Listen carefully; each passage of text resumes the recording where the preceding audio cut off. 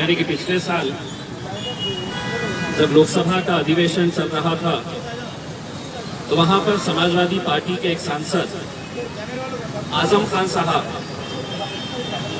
उस वक्त स्पीकर एक लेडी थी और उन्होंने अपने तकरीर के दौरान कुछ ऐसे जुमले बोल दिए थे जिसकी वजह से भारतीय जनता पार्टी के जितने भी सांसद थे वो आग बबूला हो गए थे।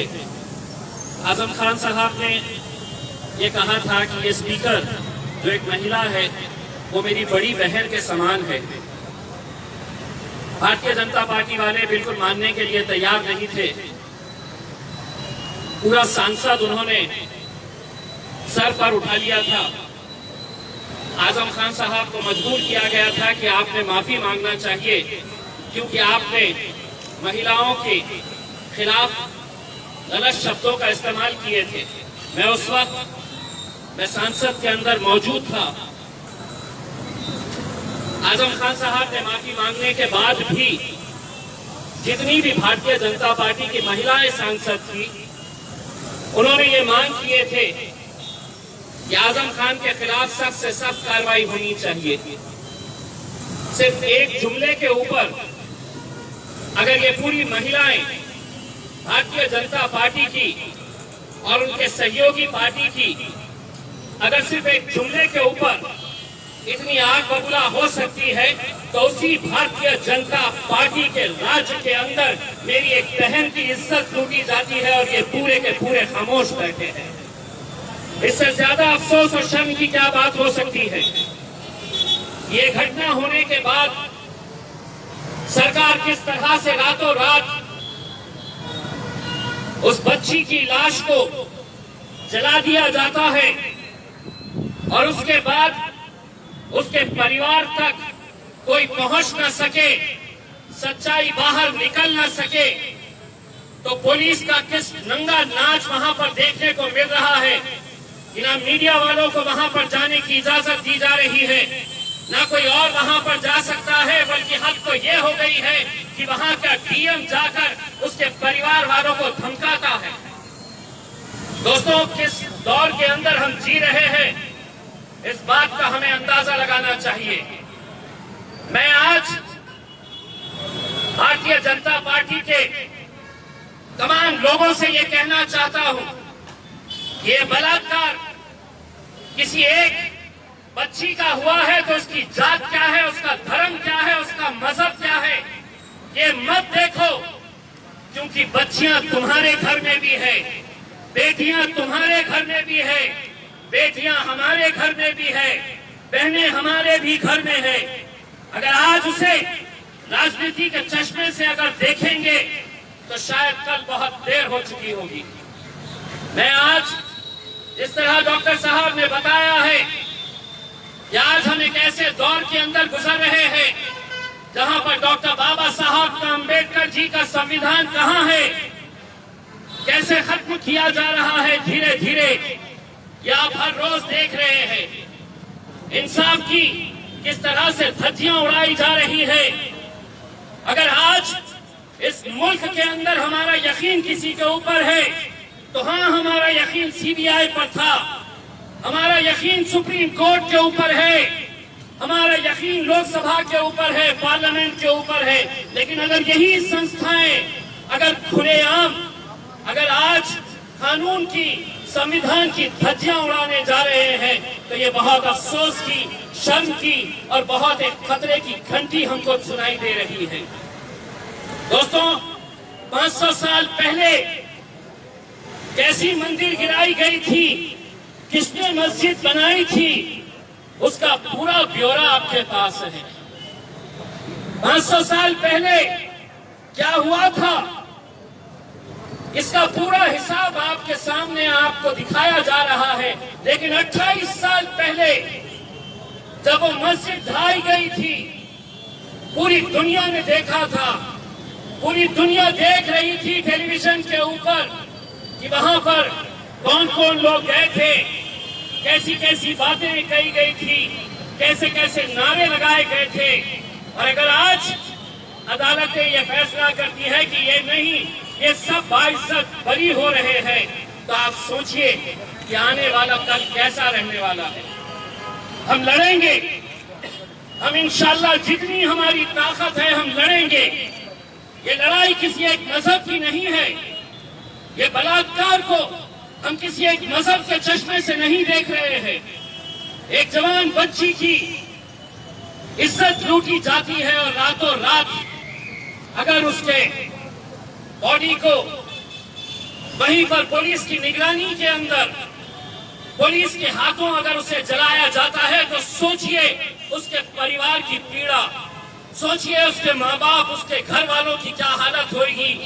ये एक बच्ची जिसका अंतिम संस्कार भी उनकी मौजूदगी में नहीं कराया गया। ये अगर गुंडा राज नहीं है तो क्या है? और क्यों नहीं वही भारतीय जनता पार्टी के लोग बाहर निकलकर इसकी निंदा कर रहे हैं? क्यों नहीं वो लोग भी इस तरह का अपना गुस्सा जता रहे हैं? ये महज 40-50 लोग अगर हम यहाँ पर इकट्ठा हुए हैं तो सिर्फ इसलिए कि कल जब हमें परमिशन दी गई तो हमें बताया गया कि 20 लोग से ज्यादा नहीं रहने चाहिए, 30 लोग से ज्यादा नहीं रहने चाहिए। हम भी अगर चाहे तो आज औरंगाबाद शहर के तमाम जाति, धर्म और मजहब के लोग सड़कों के ऊपर निकल कर आएंगे। अगर इसी तरह की जुल्म और ज्यादतियां चलती रही तो हमारी भी बर्दाश्त करने की एक सीमा है। हम भी एक हद तक बर्दाश्त करेंगे, लेकिन जिस दिन हमारी बर्दाश्त करने की सीमा खत्म हो जाएगी तब हम भी सड़कों के ऊपर निकल आएंगे। जब हम देखेंगे कि जो कानून जिसकी जिम्मेदारी है रक्षा करना, अगर वही भक्षक हो जाएगा तो कहीं ना कहीं ये जनता को, समाज को सड़कों के ऊपर आना पड़ेगा। हमारे मतभेद होंगे, कांग्रेस पार्टी के साथ हमारे राजनीतिक वैचारिक मतभेद हो सकते हैं और है, लेकिन उस पार्टी के सबसे प्रमुख नेता राहुल गांधी के गिरेबान तक अगर पुलिस चले जाती है, अगर उसका गला पकड़कर उसे नीचे गिरा देती है तो हम निंदा करते हैं और हम ये कहना चाहते हैं कि ये लोकतंत्र के अंदर राहुल गांधी को अगर गिराया गया है तो कांग्रेस के साथ हम भी इस मुद्दे के ऊपर खड़े हैं और हम भी राहुल गांधी को ये कहना चाहते हैं कि हमारे वैचारिक मतभेद होंगे, हमारे राजनीतिक मतभेद होंगे, लेकिन तुम्हारे गिरेबान तक अगर कोई हाथ डालेगा तो वो हाथ को काटने की ताकत मजलिस इत्तेहादुल मुस्लिमीन के अंदर है। क्योंकि आज अगर वो राहुल गांधी तक पहुंच सकते हैं तो कल वो मेरे खायद बैरिस्टर असदुद्दीन अवैसी तक भी पहुंचने की हिम्मत रख सकते हैं। ये लड़ाई विचारों की, हमारे अलग अलग मतभेद हो सकते हैं, लेकिन आज इन मुद्दों के ऊपर हम सबको एक साथ मिलकर आने की जरूरत है। हम चाहेंगे कि इसकी शुरुआत औरंगाबाद से हो, कि जहां पर भारतीय जनता पार्टी भी यहाँ पर औरंगाबाद में कहीं पर भी क्यों ना हो, ये सोच ले कि अगर तुम्हारे घर में बेटियां हैं, तुम्हारे घर में अपनी बहनें हैं, तो तुम्हें इस घटना की निंदा करनी होगी। सियासत अपनी तौर के ऊपर चलेगी। ये चोर, ये लुच्चे लफंगे आएंगे जाएंगे। ये मुख्यमंत्री योगी आदित्यनाथ आज रहेगा, कल नहीं रहेगा, लेकिन अगर उसका समर्थन करेंगे तो सोचिए उन दरिंदों की हिम्मत कैसे बढ़ेगी। वो दरिंदों को लगेगा कि मुझे तो अगर सरकार की ताकत मेरे साथ में है तो मैं ऐसे ही बलात्कार करते जाऊंगा। और सिर्फ एक ही नहीं, यही मनीषा नाम की लड़की नहीं, हम राय रोज उत्तर प्रदेश के अंदर, बलरामपुर के अंदर, भदोही के अंदर हर रोज इस तरह की बलात्कार की घटनाएं हो रही हैं। लेकिन अगर इनकी निंदा नहीं की गई, अगर योगी आदित्यनाथ को वहां से हटाया नहीं गया, तो हम तो ये समझेंगे कि इन बलात्कारियों का समर्थन इस मुल्क के वजीर आजम नरेंद्र मोदी और अमित शाह भी कर रहे हैं। इन दरिंदों की हिमायत वो लोग भी कर रहे हैं।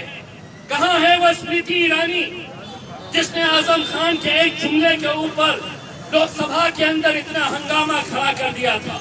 अगर तू महिला है तो तुझे बाहर निकलकर इस बच्ची के दरिंदे जितने भी थे इनके खिलाफ बोलना पड़ेगा। अगर तुम नहीं बोलेंगे तो अगले अधिवेशन के अंदर तुम्हें हमारा भी सामना करना पड़ेगा। हमारे भी सवाल रहेंगे और तुम्हें जवाब देने पड़ेंगे कि किस तरह से हम एक कानून एक के लिए लगाएंगे और दूसरा कानून दूसरे के लिए लगाएंगे। मैं तमाम औरंगाबाद की आवाम से यह अपील करना चाहूंगा कि इस तरह के छोटे छोटे हम जानते हैं कि कोरोना का पीरियड है, हम भी जितनी एहतियात बरतना है उतनी एहतियात हम बरतेंगे, लेकिन एक संदेश यहाँ से पूरे मुल्क के अंदर जाना चाहिए कि ये जुल्म ज्यादती, इस तरह का गुंडा राज बहुत ज्यादा दिनों तक चलने वाला नहीं है। ये सत्ता में बिठाने वाले यही जनता है। जिस दिन ये जनता सड़कों के ऊपर निकल आएगी तो इनके अंदर इतनी ताकत है कि ये सत्ता को नीचे भी ला सकते हैं, सत्ताधारियों को नीचे भी खींच सकते हैं। बस आप लोग यहाँ पर आए और एक ऐसे कार्यक्रम का एक हिस्सा बने जिसे देखकर सुनकर बहुत अफसोस होता है और इस बात का अंदाजा लगाया जा सकता है कि अगर अदालतें भी ऐसी फैसले देने लगे, अगर पुलिस इस तरह का काम करने लगे, अगर सीबीआई ये कहने लगे कि अब कुछ नहीं, तो सोचिए मुल्क कहाँ जा रहा है। दोस्तों, हिंदू, मुस्लिम, सिख, ईसाई, दलित जितने भी लोग हैं, हम सबको ये मुल्क बचाना है। ये मुल्क बचाने के लिए हम सबको एक साथ मिलकर आना है। इतनी भक्ति के अंदर मलिन मत हो जाओ। नरेंद्र मोदी साहब को अपना भगवान मत समझो। यही वजह है कि आज तुमने इतना ऊपर उसे चढ़ा दिया है कि उसे जमीन के अंदर क्या हो रहा है ये नजर नहीं आ रहा। इतनी ऊपर उसे पहुंचा दिया है कि खेत के अंदर एक जवान बच्ची को 4-4 दरिंदे नोचते हैं तो उसे वो नजर नहीं आता है। दोस्तों, सभी लोगों को, सभी भारतीयों को एक प्लेटफॉर्म के ऊपर आना पड़ेगा, तभी जाकर हम इन दरिंदों का मुकाबला कर सकेंगे। बहुत बहुत शुक्रिया।